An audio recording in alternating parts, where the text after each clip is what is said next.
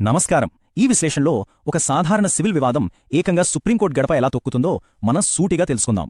అసలు ఏ చిన్న ఆస్తి గొడవైనా సరే నేరుగా దేశ అత్యున్నత న్యాయస్థానానికి వెళ్ళిపోవచ్చా? ఈ సందేహం చాలామందికి వస్తుంటుంది గదా. దీనికి ఖచ్చితమైన సమాధానం ఆర్టికల్ 133. హైకోర్టుల నుండి వచ్చే సివిల్ కేసుల వరదను ఆపే ఒక పటిష్టమైన రాజ్యాంగ ఫిల్టర్ ఇది. గుర్తుంచుకోవాల్సిన విషయం ఏమిటంటే, ఇందులో కేవలం ఆస్తి, కుటుంబం, ఒప్పందాల వివాదాలు మాత్రమే ఉంటాయి. క్రిమినల్ కేసులకు ఇక్కడ అస్సలు చోటే లేదు.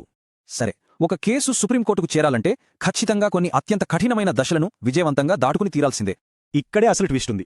హైకోర్టు స్వయంగా ఇచ్చే ఒక ప్రత్యేక సర్టిఫికెట్ లేకుండా ముందుకు అడుగు వేయడం అసాధ్యం.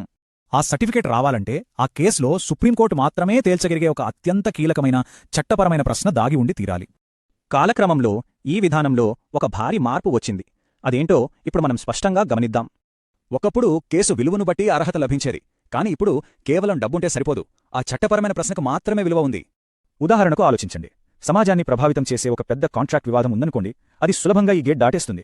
అదే ఇలాంటి కొత్త చట్టపరమైన చిక్కులు లేని ఒక చిన్న సరిహద్దు గొడవ ఉందనుకోండి, అది అక్కడికక్కడే తిరస్కరించబడుతుంది. అసలు ఈ వ్యవస్థ మొత్తానికి పునాది ఎక్కడ పడిందో తెలుసా? 1962 నాటి ఆ చారిత్రాత్మక కేసు గురించి మనం మాట్లాడుకోవాలి. ఈ తీర్పు ఒక సంచలనం. అసలు గణనీయమైన చట్టపరమైన ప్రశ్నే అంటే ఆచరణలో ఏమిటో ఇది స్పష్టంగా నిర్వచించింది. ఈ పకడ్బందీ ప్రక్రియ వల్లే మన దేశమంతటా చట్టాల అమలు ఒకేలా జరుగుతూ న్యాయ వ్యవస్థపై నమ్మకం బలపడుతోంది.